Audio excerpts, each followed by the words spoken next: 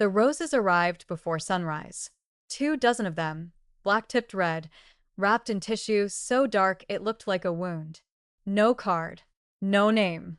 Just a single line written in ink on the tissue paper in handwriting that Nadia did not recognize, but that made the hair on the back of her neck stand straight. She had found them on the doorstep of the Manhattan penthouse at 5:45 in the morning when she went to collect the newspaper, and she stood in the doorway in her uniform with the cold January air coming off the street below and thought, "These are not a gift. These are a message." She carried them inside. She set them on the kitchen counter. She read the line on the tissue paper again. It said, "He was mine before you existed." Nadia looked at the roses for a long moment. Then she put on her gloves, wrapped the entire arrangement back in the tissue, carried it to the service elevator, and dropped it in the building's waste compactor 3 floors down. She was back in the penthouse kitchen making espresso before 6 a.m., and when Luca Rains walked in at 6:15 in his dark gray suit with his dark hair still damp and his pale gray eyes scanning the room the way they always did, instinctively, efficiently, cataloging every variable before he'd spoken a word, he looked at the empty kitchen counter and then at her. "Quiet morning," he said. "Very," she said, and handed him his espresso. He studied her face for 1 second longer than usual. Then he took the cup and went to stand at the window that overlooked Central Park, the way he did every morning, and said nothing more.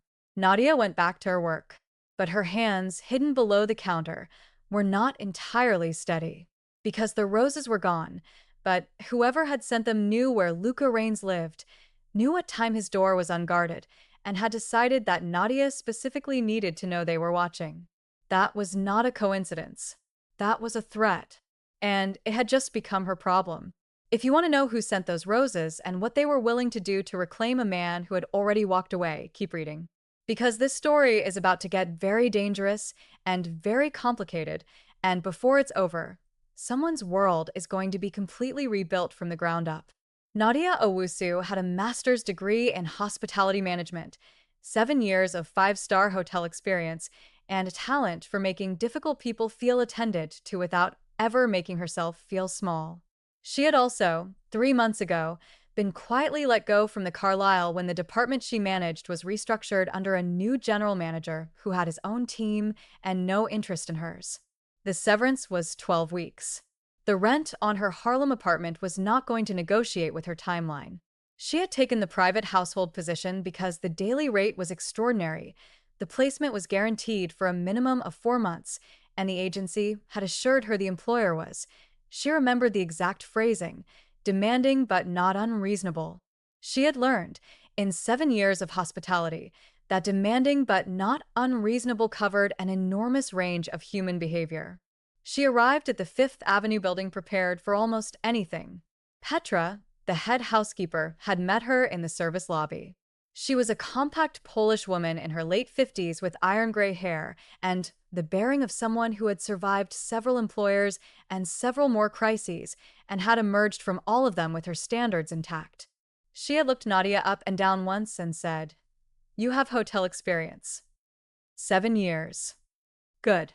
Forget most of it. Mr. Rains does not want to feel like a guest in his own home. He wants to feel like the house works. There is a difference. "I understand the difference," Nadia said. Petra had looked at her again. "Yes," she said, with something approaching approval. "I think you might." Luca Raines. He was 43. The Rains family had controlled the northeastern corridor of organized crime for 2 generations, and Luca had inherited leadership at 36 after his father's death, a transition that several people had believed would destabilize the organization and that Luca had managed with a precision that left those people permanently reassessing their assumptions.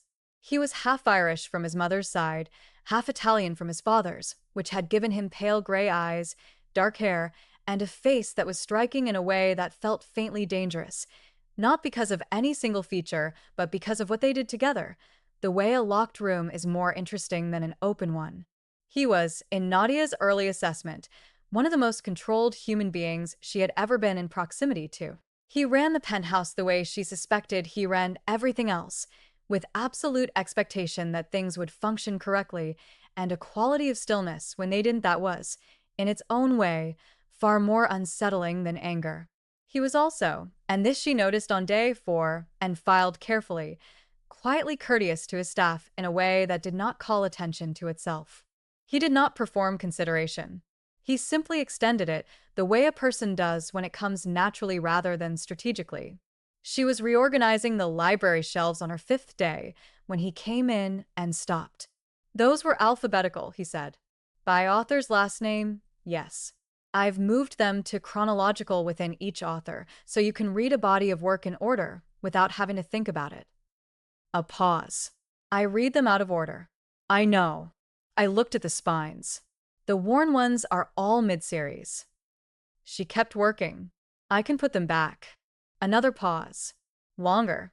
No, he said. Leave it. He left. She filed the interaction under. He is paying attention, and so should you. What everyone knew about Vera Petra told her on day 8. Not as gossip. Petra was constitutionally opposed to gossip, but as a practical briefing, delivered in the same tone she used to explain the espresso machine settings. There was a woman. Vera Solis. They were together for 2 years. It ended 8 months ago. Mr. Raines ended it. Petra paused. She did not accept this. Define did not accept, Nadia said. She showed up at the building 4 times in the first month, twice after midnight. Security removed her each time. She sent letters, not email, actual letters handwritten for 6 weeks. She called his private number until the number was changed.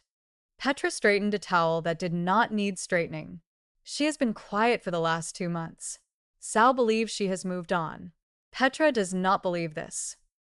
Petra is talking about herself in the third person, Nadia observed. Petra does that when she wants to be taken seriously. The point is, if anything unusual happens in or near this building, you tell me immediately. Not Sal. Not building security. Me first. Nadia thought of all the ways the word unusual could apply. Understood, she said. That had been 4 weeks before the roses. If you're enjoying this story and want to see what happens next, please subscribe to our channel and let us know in the comments where you're watching from. Your support means everything to us as we continue bringing these stories to life. The roses were not the last. 3 days later, Nadia found a photograph slid under the penthouse door. It was a picture of her, taken from across the street, from the angle of the coffee shop on the corner, and clearly recent because she was wearing the coat she had bought 11 days ago. She was standing at the penthouse window in the background, barely visible, barely recognizable to anyone who didn't know her face. But someone knew her face. On the back of the photograph, in the same handwriting as the tissue paper, you should know when you are somewhere you don't belong. Nadia took the photograph to Petra. Petra took it to Sal. Sal took it to Luca. She was in the kitchen 40 minutes later when Luca walked in. He set the photograph on the counter between them. He looked at her with that complete, gray-eyed attention. Why didn't you come to me directly? Petra's protocol, she said. She asked me to go to her first. Petra's protocol is for household problems. Someone photographing my staff is not a household problem. He kept looking at her. Are you frightened? She considered giving him a reassuring answer. She decided against it. I'm alert, she said. There's a difference. Something moved behind his eyes. Yes, he said quietly. There is. He picked up the photograph. Sal is having the building cameras reviewed. We'll know who brought this to the door. A pause. You're not going to be threatened in my home. You have my word on that. I appreciate that, she said. Though for the record, I'm also quite capable of handling myself. I know, he said. That's not the point. He left. Nadia stood at the kitchen counter and thought that his word had been offered without ceremony or performance, the way people offer things they genuinely mean, and that this was, in its own way, the most unsettling thing that had happened all week. Vera in the flesh. She appeared on a Wednesday. Nadia was returning from the dry cleaner 2 blocks east when she saw her, a woman in a cream coat, dark hair, extraordinary bone structure, standing outside the building's main entrance with her arms folded and the expression of someone who has been waiting long enough to have moved past impatience into something colder. Vera Solis was 35 and looked like the kind of beautiful that makes other rooms feel smaller. She had the posture of a woman who had never in her life doubted that she deserved to be exactly where she stood. She looked at Nadia the moment Nadia turned the corner, and the recognition was instant. She had been studying Nadia's face from photographs long enough to know it on sight. "You're the new maid," she said. Her voice was even and musical and completely without warmth. "I work for Mr. Rains, yes," Nadia said, and kept walking toward the door. Vera stepped sideways. Not blocking her, just placing herself in the path in a way that required acknowledgement. "I want you to give him a message." "Mr. Rains has a phone," Nadia said pleasantly.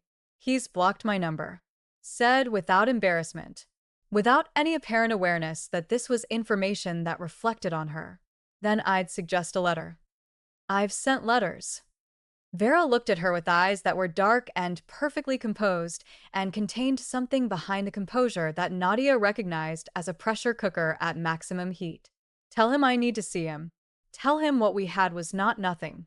Tell him—" "I'm not going to tell him any of those things," Nadia said. Gently. Firmly. The way she had once managed a guest at the Carlisle who had become confused about what the staff were there to do. "I'm sorry." "That's not something I'm able to help you with." Vera looked at her for a long moment. The pressure behind her eyes climbed several degrees. "You think he sees you," she said, low and precise. "You think because he says good morning to you and remembers your coffee order that something is there. It isn't. I know how he operates. He was with me for 2 years, and I know every version of him. Your staff. Your furniture to him. You always will be." Nadia looked at her. She absorbed this. She decided several things simultaneously. That Vera was wrong, that Vera needed to believe she was right, and that getting into an argument about it on a January sidewalk was not going to help anyone. "I hope you find peace with how things ended," she said, and walked into the building. Behind her, she heard Vera say, very quietly, "This isn't over." Nadia pressed the elevator button and did not look back. She told him everything. That evening, precisely, and without dramatizing it. He listened standing at the window over the park, the city lights coming on below, his espresso cooling in his hand. When she finished, he was quiet for a moment. "She said you were furniture." "She did. And I don't think I'm furniture," Nadia said. "But it's not information I need from her either way." He turned from the window. He looked at her with an expression she couldn't quite read, something compressed and layered, like a sentence with 3 meanings. "Vera was with me for 2 years," he said. "She was exceptional in many ways. She was also someone who needed to own the things she loved, and I am not something that can be owned." A pause. "When I ended it, I did it clearly and finally." She heard something else. "Some people only hear what they want to," Nadia said. "Yes." He set down the espresso. "I'm doubling the security detail and installing a camera at the service entrance. Sal will brief you tomorrow morning." He paused. "I need you to understand that I take this seriously." "I know you do." "Not because of the operational implications," he said. His voice was careful, deliberate. The voice of a man choosing words the way a watchmaker chooses components. "Because you're in my home, and that means you're my responsibility." And because he stopped. The unfinished sentence sat in the room between them. "Because," she said. He picked up his espresso again, looked at it, and said, "Get some rest, Nadia. It's been a long day." She went, but she spent a good portion of the next hour thinking about the shape of an unfinished sentence and what it was choosing not to say. Luca's uncle Franco arrived for dinner on a Thursday with 2 bottles of Barolo and the energy of a man who believed every room improved upon his entry. He was 61, broad, gray-templed, with the kind of charm that was immediately identifiable as professional, the smile that arrived a half-second too quickly, the compliment that was slightly too specific to be spontaneous. He had run the family's financial interests for 15 years and had the smooth manner of someone who had spent those years in rooms where every word was a move on a board. He noticed Nadia the moment she entered with the bread course.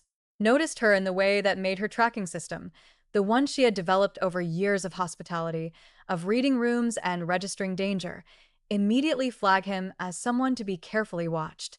"New staff," he said to Luca, but looking at her. 6 weeks, Luca said. He did not look up from the wine he was pouring. You're doing a beautiful job, Franco said to Nadia, with a smile that managed to make beautiful job feel like something else entirely. Thank you, she said, and left the dining room at exactly the right pace. Not hurried, not slow. Invisible. Later, clearing the dessert plates, she overheard 2 minutes of conversation she was not meant to hear, conducted in lowered voices that were not lowered quite enough. Vera's been making noise again, Franco said. I know. She called me Luca. She wants a meeting. She says if she can't see you, she'll find another way to get your attention. Then she'll be disappointed. She mentioned the new girl. A silence. When Luca spoke again, his voice had dropped in a way that Nadia had never heard before, not angry, but with a quality of absolute zero that was more serious than anger. Franco, be very clear with me. Are you in communication with Vera? She called me, Franco said carefully. I'm telling you because I thought you should know. And that's the entirety of it, of course. Nadia carried the dessert plates to the kitchen and thought, that was not the entirety of it. Sal Greco found her the next morning in the service corridor with the directness of a man who did not believe in preamble. Franco Rains is not your friend, he said. I'm not saying he's an enemy. I'm saying don't be alone with him and don't answer questions about the boss's schedule or habits. Not because I think you'd be stupid enough to, but because it needs to be said out loud. Understood, Nadia said. Is he working with Vera? Sal looked at her for a moment. You're quick. It was implied in the conversation at dinner. You weren't supposed to hear that conversation. I know. You should tell whoever set the dining room that the acoustics reflect off the east wall. Sal almost smiled. It looked unfamiliar on his face, like a piece of furniture in the wrong room. We don't know what Franco is doing. We know he's been talking to Vera. We know Vera has been asking questions about building access points. We know the combination of those two things is not a good sign. He paused. Luca is handling it. You keep your head down and tell me if anything feels wrong. Anything at all. What does wrong feel like in this building? Like the quiet before something loud, Sal said, and walked away. The Rains Foundation held its annual charity gala on a Friday evening in late January, which meant the Penthouse spent 3 days in organized chaos as caterers, florists, and event staff moved through it in shifts. Nadia coordinated all of it, running the household operation with the focused efficiency of someone who had managed events at the Carlyle for 4 years and found this only marginally more complicated. Luca watched her work on the second day with the expression he sometimes had, the one she had categorized as, he is revising an assessment upward and doing it quietly. You've done events like this, he said. A few hundred, she said, without stopping. Move to your left. The floral team needs that wall. He moved. Then he said to her back, with the particular quality of a man saying something he has been holding for a while, I don't think of you as staff, Nadia. She turned around. He was looking at her steadily. I want to say that clearly. I don't know what I think of you as exactly, but it is not staff. That's an interesting thing to say in the middle of a room being set up for a 200-person event you're hosting in 48 hours, she said. I know, he said. I've been holding it for several days and the timing kept being wrong, so I've decided the timing doesn't matter. 3 florists were working 6 feet away. Nadia became momentarily, intensely aware of all of them. We should talk about that later, she said. Yes, he agreed. We should. And he went back to his study, and Nadia went back to directing the floral team, and the word later sat between them like a door neither had opened yet. Vera gets in. She came as a guest of Franco Rains. This was, in retrospect, the simplest possible method, and the one no one had prepared for, because no one had believed Franco would actually do it. He had submitted his +1 3 days before the event. The name on the form was Valentina Ruiz, a woman who existed on paper in a way that could not be immediately disproved and who was in person Vera Solis in a floor-length black gown with her dark hair up and her eyes doing the thing they did where they looked composed and were not. Nadia saw her the moment she walked in. She was across the room, managing the bar station, and she looked up at the exact second Vera moved through the entrance on Franco's arm, and every system she had went immediately to red. She found Sal in 40 seconds. Vera's here. Franco brought her as his guest under a different name. Sal turned to look. His jaw tightened by approximately 3 millimeters, which for Sal was the equivalent of a full emotional breakdown. Where's Luca? East Terrace, I think. He was talking to the foundation board chair. Go to him. Don't let him walk into the main room without knowing she's there. I'll handle Franco. Nadia moved. She found Luca on the East Terrace in a conversation with two board members, caught his eye, and waited at the terrace door with the expression she had developed for exactly this category of situation: calm, private, requires your attention now. He excused himself in 30 seconds. He stepped through the door. Vera is in the main room, she said. Franco brought her. She came under a different name. She watched him process this. The processing was invisible, his face did not change. But something behind it rearranged with a speed that was almost architectural, like a building redistributing load. How long ago? 4 minutes. Sal is with Franco. She's been standing near the bar watching the terrace doors. She's waiting for me to walk in, he said. That would be my read, yes. He looked at her. Are you all right? I'm not the one she's here for. That's not what I asked. Nadia met his eyes. Gray and focused and, at this particular moment, entirely on her face. I'm fine, she said. Go manage your gala. I'll stay within sight. The confrontation in the hall. Vera found Nadia anyway. It happened in the corridor outside the catering station, at the point in the evening when the event was loud enough that a conversation in a hallway would go unremarked. Nadia turned from the kitchen door, and Vera was simply there, 3 feet away, in the black gown, with a glass of champagne she had not been drinking. You warned him, Vera said. Not accusing. Stating. Of course I did, Nadia said. You're very loyal to a man who doesn't know what to do with you. He knows exactly what to do with me, Nadia said. He treats me with respect and pays me fairly, and we have a professional relationship. That's all this is. She said it because it was technically still true. She said it because the alternative, saying what she actually thought was happening in the space between her and Luca Rains, was not something she was going to do in a hallway with this woman. Vera stepped closer.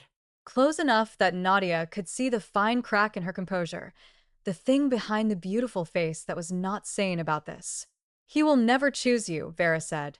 Soft and vicious. Not over his world. Not over his name. Not over what a woman like you represents to a man like him. I know him. I spent 2 years learning every room of him, and I am telling you, you are a fantasy, an escape hatch. The moment you become real, he will put you back in your place, and it will destroy you because by then you'll have let yourself believe. Nadia was quiet for one breath. 2. Then she said, the difference between you and me, Vera, is that you needed him to be everything. I don't need him to be anything. Whatever this is or isn't, I'm still myself at the end of it. That's why you're standing in a hallway at a party you crashed, and I'm the one he trusts to run it. Vera's composure cracked. It was tiny, a tightening around the eyes, a flicker at the jaw, but it was real. Then Luca was in the corridor. He had come from the main room, and he stopped when he saw them, and read the situation in approximately 1 second. Vera. His voice was the absolute zero she had heard at dinner. Sal is going to take you home. This is the last time. Luca, I just need. There's nothing left to need from me, he said. I ended it clearly. I've never been unkind about it. But this ends tonight, and I mean that in every sense. Do you understand me? Vera looked at him, then at Nadia, then back at him. And whatever she saw in the way he was standing, close to Nadia, slightly angled toward her, the positioning of a man placing himself between someone and a threat, told her the thing she had most feared was true. She left. She left with Sal, in silence, and she did not come back. The hallway was quiet. The party continued in the main room, oblivious. Luca turned to Nadia. What did she say to you? Nothing I haven't already decided for myself, she said. He looked at her. And what have you decided? The corridor was empty. The music from the main room filtered through the walls, muffled and irrelevant. I've decided, Nadia said carefully, that I'd like to have that conversation. The one we said we'd have later. The gala is still running, he said. But his eyes did not move from her face. I know. Tomorrow, then. Tomorrow, he agreed. And the word landed between them, like a key turning in a lock. Franco Reigns left the gala before it ended, and did not call his nephew for 4 days. When he did, the conversation was brief and, from what Sal reported, did not go in Franco's favor. What followed was a restructuring of the family's financial arrangements that resulted in Franco's operational role being reduced to advisory only, which was the Reigns organization's equivalent of being moved to a corner office with no windows. Sal delivered this information to Nadia over coffee on a Tuesday morning with a satisfied expression of a man watching a correction he has been waiting for. Is he dangerous? Nadia asked. Going forward. Franco? He's resentful, which is a type of dangerous, but a predictable one. Sal paused. Luca's handling it. He handles things. I know, Nadia said. She had noticed this. Consistently. It happened on a Saturday morning, which was perhaps the least dramatic possible setting for something that felt, from the inside, entirely enormous. The city was doing its gray winter thing outside the window. Luca was at the kitchen table with his coffee and the newspaper he read on paper because he was, in this specific way, old-fashioned. Nadia had come in to start the day's work, and he had looked up and said, "Sit down." She sat. He folded the newspaper. He put it aside. He looked at her across the table with the full weight of his attention, which she had come to understand was not a casual thing. He did not give it to many people, and he did not give it halfway. I want to say something, and I want to say it correctly, he said. So, I'm going to be slower than I normally am. Take your time, she said. In 8 weeks you have made this house function in a way it hasn't since I moved in. You have managed a security situation with more composure than people I pay specifically for composure. You told Vera something in that hallway that I could hear from 6 feet away, and that was more accurate and more honest than anything I could have said myself. He paused. And every morning I come into this kitchen, and you hand me coffee, and I think, this is the part of the day I look forward to. And I have been telling myself that is a normal thing that any person feels about their routine, but it is not the routine. It's you. The city moved outside. A cab horn somewhere far below. I'm not going to pretend this is simple, he continued. You work here. I know what that means for the power in this conversation, and I know what it would look like from the outside, and I know that you have every reason to tell me this is inappropriate, and you'd like to keep things professional. If you say that, I will hear it, and I will not make it difficult. But, she said, but I would like very much for it not to go that way. Nadia looked at him, at the gray eyes that were, for the first time in 8 weeks, not compartmentalizing anything, just looking at her, plainly, with everything on the surface. She thought about Vera saying, "You always will be furniture." She thought about what she had said back. I'm still myself at the end of it. I'm going to say 2 things, she said. The first is that if we do this, I'm not adjusting myself to fit your world. I'm not performing anything. I'm Nadia Owusu from Harlem with a master's degree and a very particular standard for how I expect to be treated, and that doesn't change. I would not want it to, he said. And he meant it, she could hear it. The second thing is that I also look forward to the coffee, she said, which, given that I'm the one making it, is entirely about the company. The corner of his mouth moved. Not quite a smile, not yet, but the beginning of one, careful and real. So, he said. So, she agreed.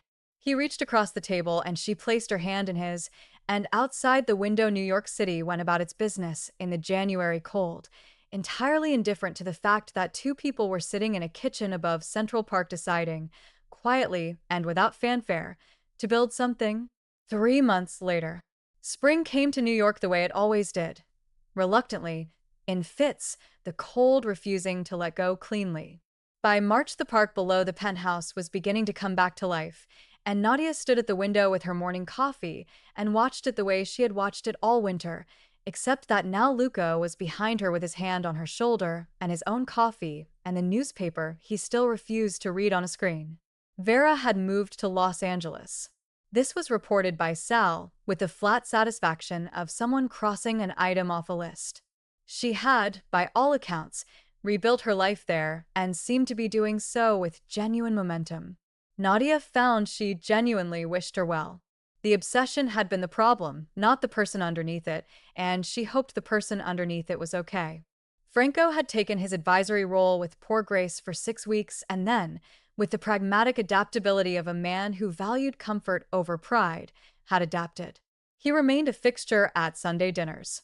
He no longer made Nadia feel like something being evaluated. She suspected Luca had said something to him, clearly and finally, the way Luca did things.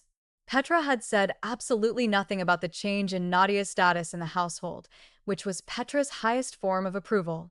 She had, however, begun leaving 2 cups on the morning tray without being asked. This was, Nadia understood, the warmest gesture available in Petra's emotional vocabulary. Sal had shaken Nadia's hand on a Tuesday for no stated reason and then walked away. She had decided this meant something and was content to leave it there. Her sister called from Accra on a Wednesday evening while Nadia was in the kitchen and Luca was in his study and the penthouse was doing its settled, quiet thing that she had come to understand as contentment. "You sound different," her sister said. "Different how?" "Like you've put your bags down." A pause. "Are you okay?" "Yes," Nadia said. And then, because it was her sister and her sister deserved the full answer, "I'm really, genuinely, completely okay." "Good," her sister said. "It's been a while."